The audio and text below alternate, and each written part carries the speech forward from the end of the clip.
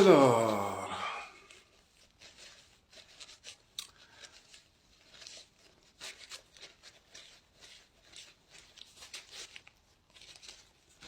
connectez-vous. Je vais mettre mes lunettes, je ne vois pas grand-chose.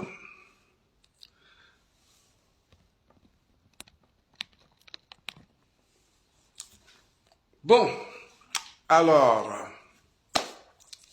c'est une vidéo promise, hein, qui a pris du temps, parce que j'ai essayé sur un autre réseau, ça n'a pas bien marché. Alors, je le fais sur Facebook, qui me connaît un peu. Donc, j'attends qu'une personne se connecte pour voir si je suis vraiment bien connecté, pour ne pas que je dise n'importe quoi. Et à la fin, voilà, merci à une personne qui s'est connectée. Donc, je suis rassuré que je suis bien sur Facebook et ça marche. Alors, je dis bonjour, pour ne pas dire bonsoir aussi, aux Ivoiriennes et aux Ivoiriens, aux patriotes et aux panafricanistes. Alors, j'ai cette habitude de partir toujours avec la personne qui est connectée, une personne de peu importe. Et après, à la fin des vidéos, vous voyez, hein, quelquefois sur TikTok, je suis à 4000, 5000 vues, et Facebook autant, quelquefois. Donc, c'est pas mal. Donc, je pars avec la personne qui est connectée. Alors, les autres auront bien sûr du temps pour voir la vidéo. Alors, comme vous voyez le sujet qui est écrit, j'espère que vous le voyez, moi je ne le vois plus. Une fois la page est ouverte, je ne le vois plus. Voilà. Donc, le sujet c'est... Alors, sur France 24, Blé Goudé demande au président Gbagbo de ne plus faire de la politique en Côte d'Ivoire. Et pourquoi le président Gbagbo ne doit plus faire de la politique en Côte d'Ivoire? Alors j'ai mis, on va répondre ensemble. Alors dans mon raisonnement, suivez, hein, vous-même chez vous, vous allez répondre, parce que je ne pourrais pas répondre quelquefois aux questions que je pose. Alors on va voir pourquoi Blé Goudé dit que le président Gbagbo ne doit pas faire de la politique. Alors, il a dit sur France 24, hein, France 24, vous savez, c'est un média d'État. Hein, France 24, RFI, TV5, ce sont des médias qui sont financés par les impôts des Français, donc le trésor public. Et pourquoi ces médias sont financés par le trésor public? Parce que ce sont les porte-voix de la France, en dehors de la France, parce qu'à l'intérieur de la France, il y a beaucoup de médias qui parlent de la France, qui informent les Français qui sont ici. Mais pas France 24, RFI et TV5. Ça, c'est pour l'extérieur. Hein, tous les pays, grands pays du monde ont ces médias-là qui portent leur voix à l'extérieur. Hein, la Voix de l'Amérique, BBC pour la Grande-Bretagne, NBC pour le Canada, et puis il y a CT, machin pour la Chine, il y a Russia Today pour la Russie, etc. Il y en a beaucoup de médias comme ça qui sont au service de l'État. Donc en France, c'est France 24, c'est RFI, c'est TV5. Voilà. Donc, ces médias, comme vous le savez, comme je l'ai dit, c'est pour parler aux gens de l'extérieur qui ne sont pas forcément français. Mais comme la France a beaucoup de colonies et que dans le monde, il y a beaucoup de pays qui parlent français, d'ailleurs la francophonie, il y a beaucoup de pays qui parlent français. Donc TV5, France 24, RFI s'adresse principalement à la francophonie, c'est-à-dire les pays où on parle le français, dans le monde. Et France 24 a même une partie qui est anglophone. C'est-à-dire, il y a une chaîne France 24 qui s'adresse au monde anglophone, plutôt. Vous voyez bien? Donc, si tu parles sur TV5, tu as fait passer ton message à la planète entière, en français et en anglais, dans le monde. Donc, c'est un média formidable pour communiquer. Alors, Blé Goudé, qui a été invité par France 24, a dit que le président Gbagbo ne devait pas faire la politique en Côte d'Ivoire. Voilà. Moi, j'ai écouté ça, moi, j'ai été choqué, bien évidemment, parce que moi, je suis villageois. Nous, on est villageois. Oui, parce que nous, les villageois, chez nous, au village, bon, hein, il y a une éducation du village. Dans le village, tu appartiens à tout le monde. Tout le monde peut t'engueuler, surtout les aînés. Et puis, il y a dans ta famille, il y a la grande sœur, il y a le grand frère, bien sûr, le papa et la maman, qui sont là, hein, qui sont des gardiens de ta vie. Hein. Ils te surveillent. Hein. Si tu sors, tu fais un faux pas, ils te tapent, tu reviens dans les normes. Voilà, ils font ça chaque jour. Chaque jour. Hein. La grande sœur, si tu es impoli avec la grande sœur, tu donnes des fessées. Nous, on a connu ça, on a beaucoup de grands sœurs, nous, on a connu ça. Oui, si le grand frère, lui, il te poursuit, il te donne un gros cocotat. Hein, quand la mère voit ça, elle dit, tue-le en même temps, on va l'enterrer, tue-le. Ah, ça c'est le grand frère, ça. Il donne des gros cocotas. Hein, le père qui est assis là-bas, là, hein, il a une serviette sur l'épaule. Quand il te passe ça sur le dos, ça laisse des traces. À notre époque, c'était la serviette de Gonfreville. L'usine Tessie qui était à Gonfreville, c'était tissu très dur. Hein, la maman, elle, bon, ben, voilà, hein, c'est des coups partout sur ton dos, là où elle a l'occasion de taper, elle tape là. Quand tu es impoli, quand tu es irrespectueux. Mais il faisait ça, c'était pas pour nous tuer. Nos parents ne voulaient pas nous tuer, comme je l'ai dit d'entrée. C'était pour nous mettre sur la voie, le chemin, les normes du village. Et les normes du village, c'est quoi? Ce sont les coutumes, c'est-à-dire les pratiques quotidiennes, et puis les traditions, c'est-à-dire tout ce que nos parents nous ont légué. Hein, le village, les forêts sacrées, et tout ça, c'est ça. Mais tout ça, c'est la culture ivoirienne. Pour ne pas dire la culture du village, c'est-à-dire coutume plus tradition, ça donne la culture. Donc la culture du village, nos parents nous enseignaient ça. Pourquoi ils nous enseignaient ça? Parce que c'est à leur niveau qu'on soit à leur image, qu'on soit bien vu partout où nous pouvons être. Et puis au village, hein, je vous parle du village, hein, mais je reviens au sujet, suivez-moi très bien, mais vous reviendrez au sujet avec ce que je suis en train de dire. Au village, il y a le chef du village qui gère les affaires du village. Il puise dans les coutumes et les traditions pour gérer les conflits qu'il y a au village. C'est ainsi que le chef du village règle les problèmes. Depuis que nos villages existent, le chef du village et ses notables ont réglé tous les problèmes. De vol, d'adultère, voilà. Tous les conflits qui puissent exister. Et puis nos villages sont là avec ça. C'est-à-dire avec nos traditions, nos coutumes. Nos villages existent depuis des siècles. Avec ça, la gestion de nos traditions et coutumes. Ben, nous, on a grandi dans ça. Donc, on connaît la valeur de la famille, on connaît la valeur du village, on connaît tellement la valeur de nos coutumes et traditions que quand on n'est plus au village, qu'on est en ville, on ne fait plus attention parce que les traditions sont en fait dans nos veines, donc notre comportement reflète nos villages ou l'éducation de nos parents, automatiquement.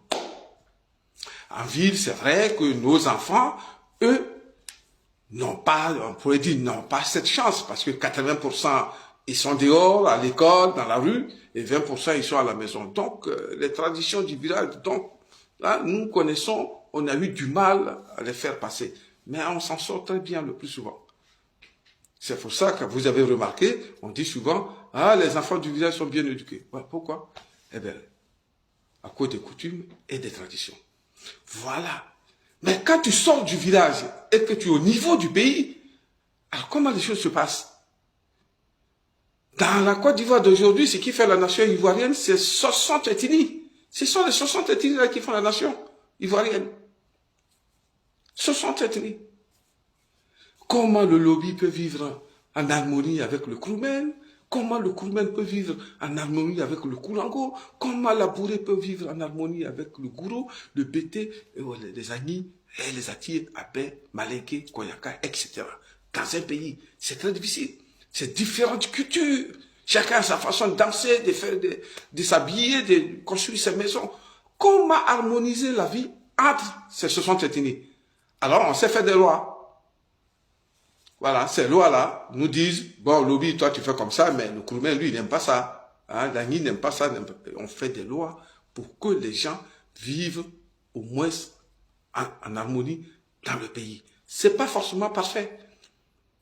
Mais ça nous aide à vivre ensemble dans le pays. C'est ça qui fait la nation aujourd'hui. Et ces lois-là, au-dessus de ces lois, il y a une loi qu'on appelle la Constitution. La Constitution des pays. Tous les pays du monde ont une Constitution. La loi suprême, c'est-à-dire c'est la loi qui donne des pouvoirs au peuple et en même temps limite ses pouvoirs. On dit, tu peux faire ça, mais arrivé là, il faut t'arrêter. Voilà, tu fais ça, mais arrête-toi là. Mais pourquoi? Mais parce que si tu dépasses là, tu risques de déstabiliser la culture du pays. Ça débouche sur des conflits. On dit, bon, voilà ton pouvoir, mais on le limite. En résumé, en simple, la Constitution, c'est ça. C'est l'ensemble de nos cultures réunies là. Voilà, qu'on appelle la Constitution. Et cette Constitution, elle est surveillée. C'est le chef de l'État qui est le chef suprême de la Constitution. Oui, mais elle est surveillée par un organe qu'on appelle le Conseil constitutionnel. Alors, suivez-moi bien, hein. Suivez-moi bien. On est dans le sujet. On appelle le Conseil constitutionnel. Le Conseil constitutionnel, le président nomme un certain nombre. En France, ici, c'est 3 le président, 3 le président de l'Assemblée nationale, 3 le président du Sénat. Ça fait 9 personnes pour 9 ans. Non renouvelable. Je crois qu'en Côte d'Ivoire, c'est 6 ans, si je ne me trompe pas. Voilà, c'est ça le Conseil constitutionnel. Alors, les gens du Conseil constitutionnel, chaque jour, ils lisent la Constitution, article par article. Ils doivent connaître ça par cœur. Parce que quand il y a quelque chose qui ne va pas dans le pays, on les appelle, on dit, est-ce que cette décision là prise par le président de la République, de tel ministre, tel machin, est-ce que c'est constitutionnel? Le Conseil constitutionnel se réunit et ils lisent les articles. Il dit, oui, ce qui a été dit, le décret qui a été signé, il est bon. Il ne dépasse pas les limites. Ce n'est pas hors de la Constitution. On respecte. Parce que ces gens-là, eux, ils étudient la Constitution. Ils expliquent la Constitution. Mais ils ne doivent pas commenter la Constitution. Oui, ça c'est l'erreur à ne pas commettre. On ne commente pas la Bible, on ne commente pas le Coran. On lit le Coran, on lit la Bible, on explique le Coran, on explique la Bible. On ne la commente pas. C'est-à-dire donner son point de vue. La Constitution, on ne donne pas son point de vue, on ne lit que la Constitution. Alors, dans notre pays, depuis 1960, a connu donc 3 constitutions. Il y a la Constitution Houphouët-Boigny. Oui, la Constitution Houphouët-Boigny, qui a dirigé le pays jusqu'au président Gueye. Voilà, c'était une constitution plate. Une constitution, quand tu l'as dit, bon, on a l'impression qu'elle était contre la Côte d'Ivoire. Elle n'était pas rigoureuse. Elle ne protégeait pas suffisamment l'Ivoirien, cette constitution. Mais elle a duré près de 40 ans. Et c'est le général Gueye qui est arrivé, qui a dit, cette constitution est dangereuse pour la Côte d'Ivoire, donc pour les Ivoiriens. Il faut la changer. Donc on passe à la deuxième république, c'est-à-dire première constitution, première république, deuxième constitution, deuxième république. Donc Gueye a fait la deuxième constitution, deuxième république. Alors dans la constitution, Gueye, il est dit en clair. Il est dit en clair parce qu'il a remarqué que en Côte d'Ivoire, il y avait trop d'étrangers que si on ne faisait pas attention, on risquait de perdre notre pays. On risquait de perdre notre pays. Donc, il faut mettre une constitution dure qui protège les Ivoiriens. Gueye a fait donc sa constitution et dans cette constitution, il y avait 2 articles qui posaient problème, entre guillemets. Pour être candidat aux élections présidentielles, il faut être de père et de mère ivoirien d'origine. Voilà, ça on le répète facilement, mais on ne sait pas le plus souvent ce que ça veut dire, d'origine. Je dis que la nation ivoirienne était composée de 60 ethnies. C'est-à-dire de père et de mère ivoiriens d'origine, ça veut dire qu'il faut appartenir à ces 60 ethnies. Pour être candidat, la constitution Gueye, ivoirien d'origine, c'est-à-dire qu'il faut appartenir aux 60 ethnies de la Côte d'Ivoire. Tu dois être Koulango, tu dois être Lobi, tu dois être Abouré, ton père, ta mère doit être Bété, machin, les deux doivent appartenir aux 60 ethnies de Côte d'Ivoire. S'il y a un qui n'appartient pas aux 60 ethnies, tu ne peux pas être candidat. Et le deuxième article, un autre article qui dit de père ou de mère, c'est-à-dire un des parents, voilà, peut être sénéfaux, l'autre peut être burkinabé, malien ou bien rwandais, et tu peux être candidat. Alors ça a été soumis à la population ivoirienne, c'est ce qu'on appelle le référendum. Les Ivoiriens, dans leur majorité, voilà, cette majorité s'est dégagée nettement en faveur du et. C'était donc incontestable. Le et a gagné, c'est la constitution créée. Mais il y a des gens qui n'étaient pas contents, mais qui ne l'ont pas dit au début. Mais parce que tout le monde était ivoirien, même Alassane Dramane Ouattara était ivoirien, de père et de mère, donc personne n'a contesté la constitution gay de la Deuxième République. Tout le monde a voté, la majorité l'a emporté. Mais la constitution étant tellement bétonnée que pour la faire sauter, il a fallu une rébellion. Ouattara arrive au pouvoir. Il change rapidement l'article qui dit qu'il faut être de père et de mère, et il remplace cet article-là par « il faut être tout simplement ivoirien ». Ça veut dire quoi? Vous-même, vous êtes ivoirien, vous le savez. C'est-à-dire que lundi, tu as franchi les frontières, tu es entré en Côte d'Ivoire, le mardi, tu as ta carte d'identité, et mercredi, tu es sur la liste électorale, et vendredi, tu es candidat aux élections législatives, municipales et présidentielles. Tout simplement. C'était ça. La loi de la modification que M. Alassane Dramane Ouattara a apportée aujourd'hui. Donc, vous connaissez, notre pays était facile. Mais la constitution gay était bétonnée pour protéger les Ivoiriens. Alors, Ouattara, il fait une troisième constitution. Alors, écoutez bien. Puisque là, j'ai parlé de Blé Goudé qui a parlé sur France 24. Voilà, j'en viens. Parce que si tu n'as pas compris très bien ce que je viens de dire, voilà, tu auras un tout petit peu de mal. Sur France 24, il a dit que le président Gbagbo ne doit plus faire de la politique en Côte d'Ivoire. Et la troisième constitution de M. Alassane Dramane Ouattara, il a changé 3 articles. 3 articles importants, il y en a beaucoup d'autres. Il a changé 3. Alors, un article, je ne connais pas quelle position il occupe cet article. Il faut avoir 35 ans pour être candidat aux élections présidentielles. 35 ans. Avant, c'était 45 ans. 35 ans, c'est-à-dire tu as 35 ans, tu es agriculteur paysan, tu es à Botro là-bas, M. Kwame, il apprend qu'il y a des élections présidentielles et lui, il voit qu'il a eu 35 ans, il se présente et il est candidat aux élections présidentielles. Il remplit les conditions. Puisque dans la Constitution, il n'est pas prévu qu'il faut avoir un diplôme, il faut avoir le bac, il faut avoir été ministre avant, tout ça. Non, rien. La Constitution ne dit rien là-dessus. Et de deux, la limitation d'âge a été supprimée. C'est-à-dire qu'à l'époque, dans la Constitution grecque, c'était 75 ans. À partir de 75 ans, 1 minute même, tu ne peux plus être candidat aux élections présidentielles en Côte d'Ivoire. M. Alassane Dramane Ouattara a fait sauter cet article. C'est-à-dire que tu as 100 ans, tu as 200 ans. Hein? Si tu as la chance que tu vis comme Abraham, 900 ans, eh bien, toujours, tu peux être candidat aux élections présidentielles en Côte d'Ivoire. Tu te réveilles un matin, tu as 900 ans, il y a élection présidentielle, tu t'inscris, tu remplis les conditions, et tu y es candidat. Voilà, la Constitution, M. Ouattara, 3e République, 3e Constitution. Et il y a un 3e article qui dit qu'il n'y a plus de visite médicale.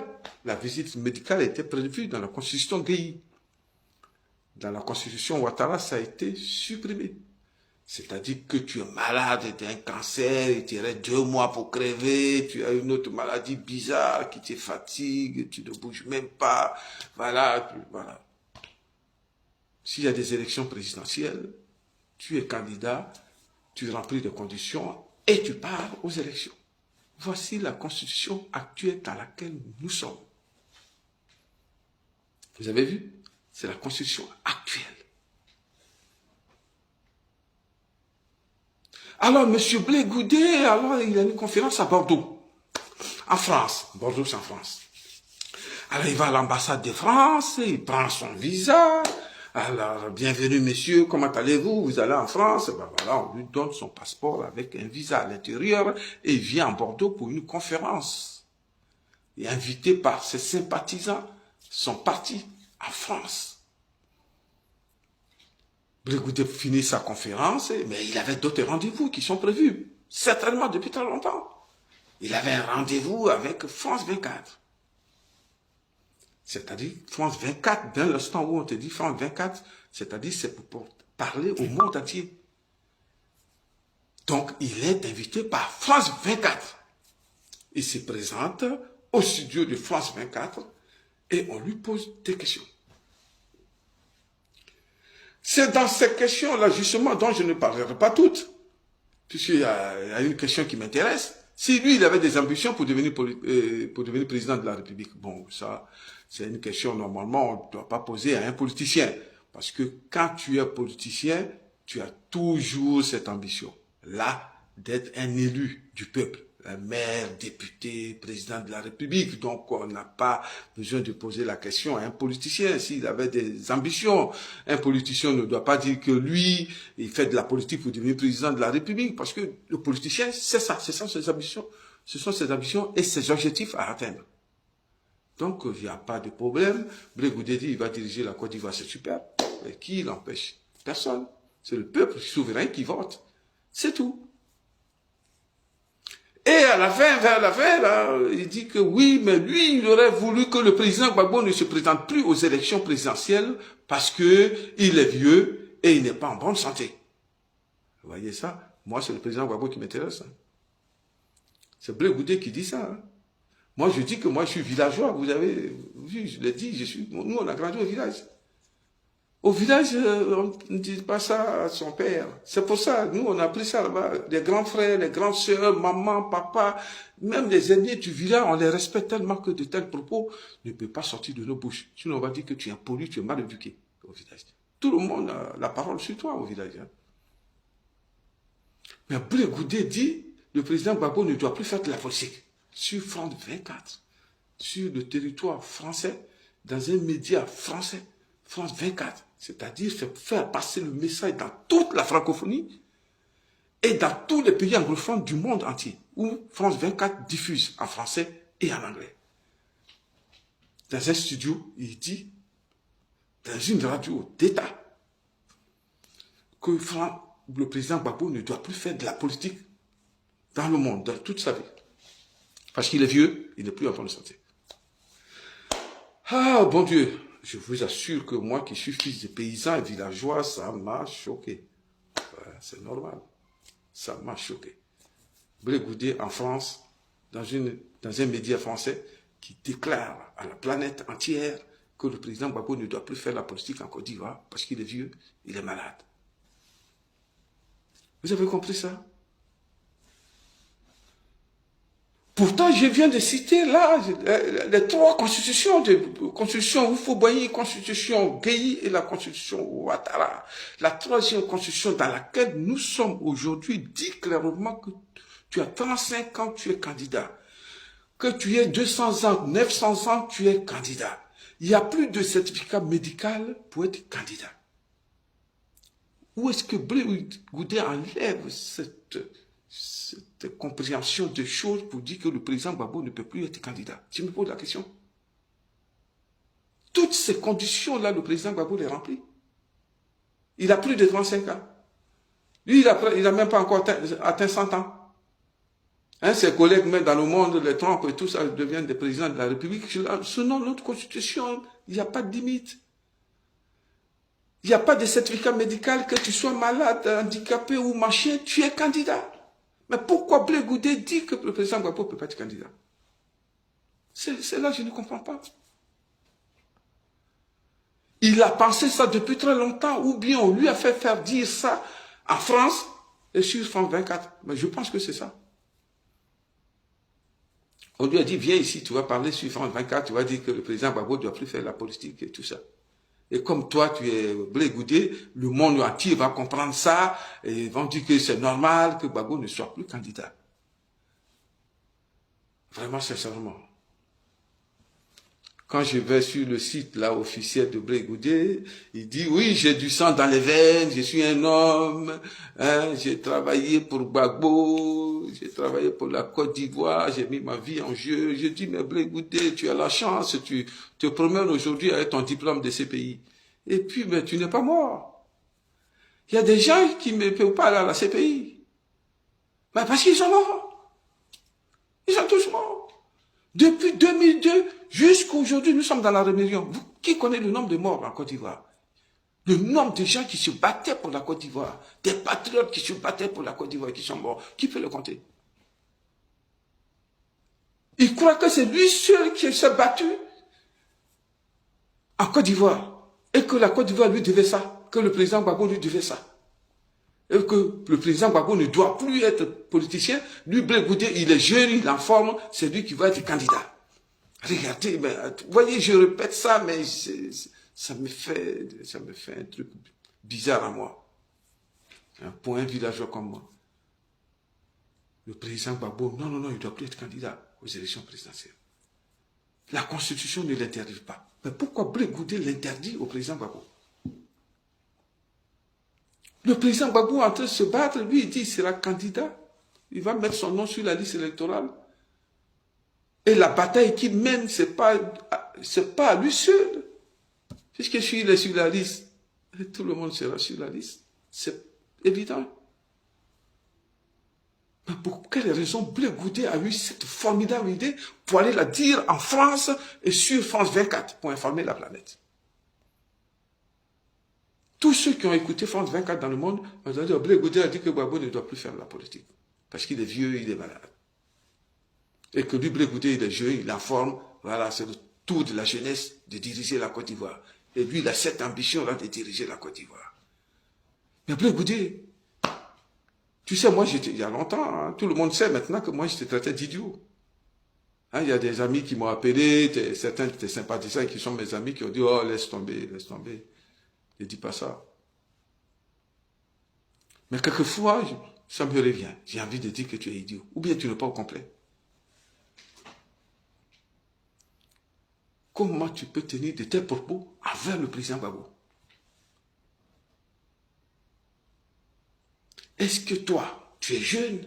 Tu le dis, c'est toi qui dis que tu es jeune. Est-ce que tu peux battre le président Gbagbo à une élection en Côte d'Ivoire? Il est vieux, hein? Il est vieux, il est malade. Il est candidat. Toi, tu es candidat. Est-ce que tu peux le battre? Tu ne peux pas le battre. Tu n'existes même pas. Kakabe, au moins, il existait. Mais toi, tu n'existes même pas en face de Gbagbo. Tu n'existes même pas. Tout le monde regarderait Gbagbo et voterait pour Gbagbo. Et puis, après, c'est tout. Ils vont rentrer chez eux. Même dans ton village, personne ne voterait pour toi. Parce que tu es un impoli. Parce que je dis que nous sommes faits à l'image de nos villages, de nos parents. Ton village ne doit pas être fier de toi pour avoir tenu ses propos envers le président Gbagbo. Personne ne votera dans ton propre village pour toi. Est-ce que tu peux battre, si Alassane est candidat, toi et Alassane, tu peux battre Alassane Ouattara?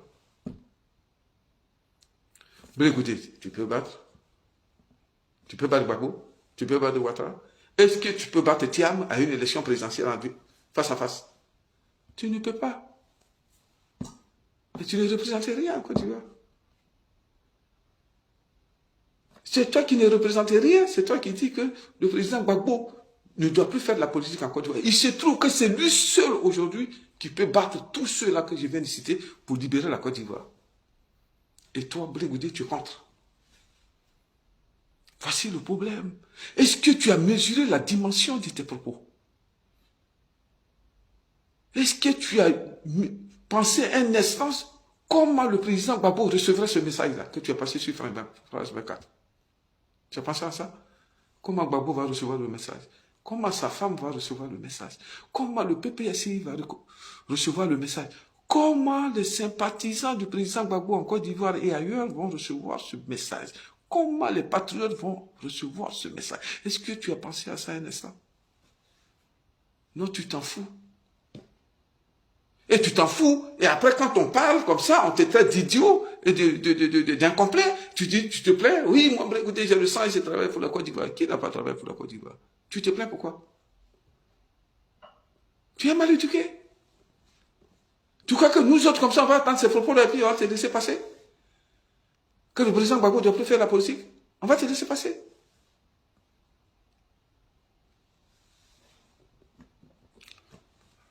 Tu dis que tu as fait la communication politique. Toujours, je reviens dessus. Mais tu n'as rien appris.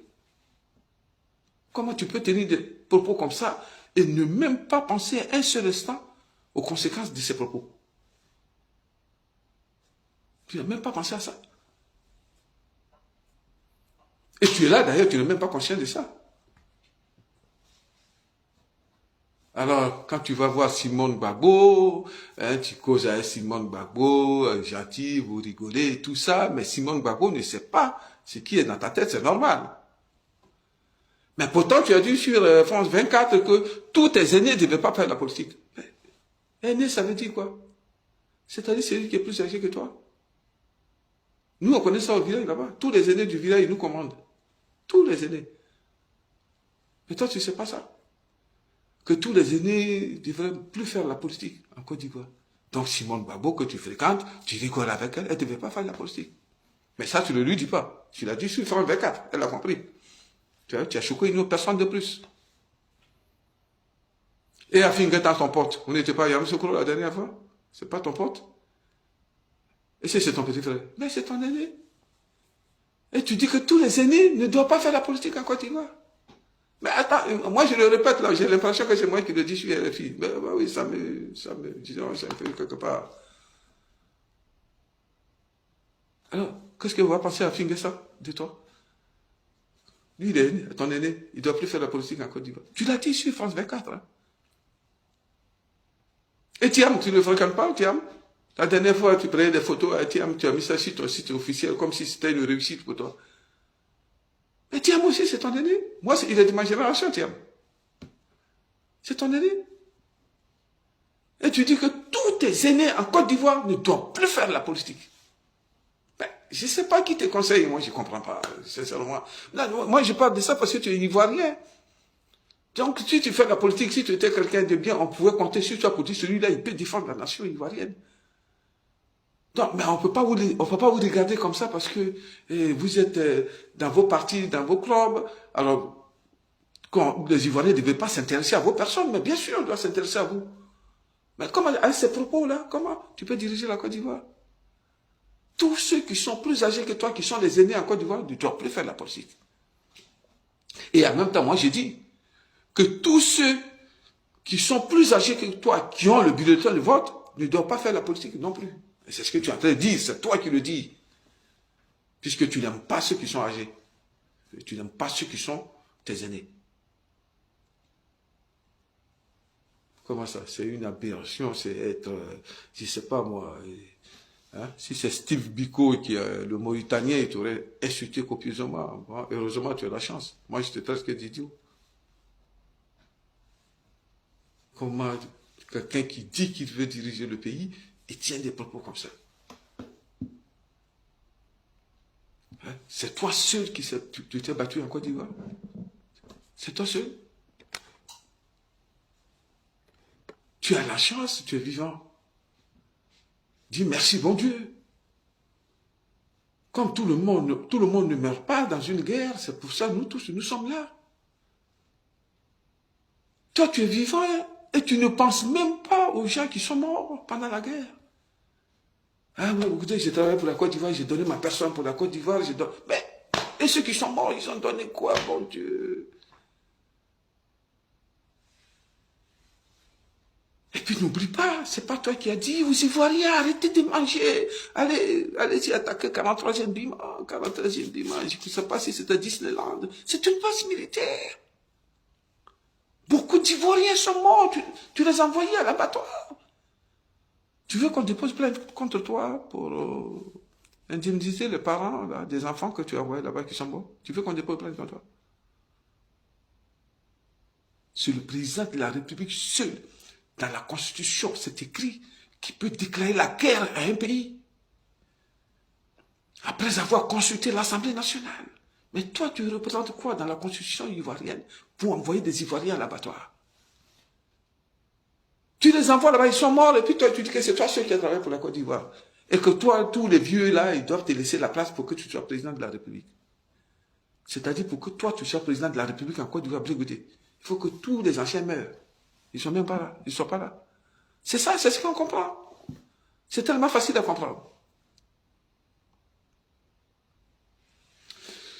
Bon, écoutez, sache que tu as choqué beaucoup de monde. Tu as mécontenté beaucoup de monde. Président Gbagbo, sa femme, son parti, les militants, sympathisants, patriotes, tu as choqué beaucoup de monde. Sache-le, parce que tu n'es pas conscient de certaines choses, je te le rappelle souvent dans mes interventions. Je te dis que quand tu parles, il ne faut plus parler du président Gbagbo, évite-le totalement. Et puis fais une conférence. À cette conférence-là, tu dis, ah, excusez-moi, oui, j'étais jeune, donc inconscient de beaucoup de choses. J'ai dit que le président Gbagbo était mon père. En réalité, c'est pas mon père. Ah, écoutez, si tu dis ça, super. Tu peux critiquer le président Gbagbo. C'est pas ton père, c'est un concurrent politique dans ce cas, puisque c'est le plus ton père. Tu peux le critiquer, tu peux attaquer son programme, tout ça. Mais à chaque sortie, c'est mon père. Mais non, mais il ne faut pas faire ça. Non, je te dis, il ne fallait pas te tuer, il ne faut plus faire ça. Ton père. Tu es en concurrence avec ton père, c'est ça? C'est ce que tu veux nous faire comprendre? Bon, écoutez, on a compris. Tu es devenu un adversaire politique. Pour certains, tu es devenu un ennemi politique pour d'autres. Aujourd'hui, parmi les sympathisants du président Gbagbo, les militants, voilà ce que tu es. C'est-à-dire un fils qui attend la mort de son père pour prendre l'héritage. C'est ça. Je ne sais pas dans les 60 ethnies si ça se fait ailleurs. Au pays Bété, ça ne se fait pas. Tu es Bété, non? Non, au pays Bété, ça ne se fait pas. On ne dit pas ça. Oh, mon père, là, il dit, moi, je vais prendre sa place. Non, ça ne se fait pas. Les gens vont te maudire. Des gens qui ne sont même pas de ta famille vont te maudire. Alors, Blé Goudé, que tu veuilles ou pas, puisque nous, on sait aujourd'hui que tu fais partie de ceux qui ne veulent pas que Gbagbo soit candidat. Ah, nous, on sait ça. Si tu viens en France pour te faire initier, hein, tu vois, dans tes propres d'initiation, là, tu vas dire, ah, je ne veux même pas que Gbagbo soit candidat. Non, ne le remettez pas sur la liste électorale. Tu fais partie de ceux-là qui disent ça. Moi, je te dis, le président Gbagbo sera notre candidat. 2025, il sera réélu président de la République. Est-ce que le message est clair? Je ne veux pas que ça sorte ici. Le président Gbagbo sera notre candidat. Et en 2025, il sera réélu, que tu veux ou pas. Quant à toi, je ne parie pas avec toi. Hein? Tu as de fortes chances de te retrouver à Paris, à la gare du Nord, avec une carte de séjour en poche. Chère Ivoirienne, chers Ivoiriens, chers patriotes, voici le message que je voulais passer. Parce que j'avais dit à Blé Goudé la dernière fois qu'il y a des milliers d'individus derrière le président Gbagbo pour le défendre. Voilà, c'est pour ça que je réponds à son intervention sur France 24, le média de la francophonie. Donc le message de Blé Goudé est passé là-bas. Moi, mon message sur Facebook, c'est pour ça que j'ai dit aux Ivoiriens, Ivoiriennes, de le partager pour qu'au moins quelques-uns le captent en Côte d'Ivoire. Et je vais le répéter. Hein. Voilà. Je vous remercie. Ma prochaine vidéo, ça sera sur l'immigration, tout particulièrement sur le nombre élevé des Libanais en Côte d'Ivoire. Alors, on se revoit bientôt, le lundi prochain. Merci beaucoup.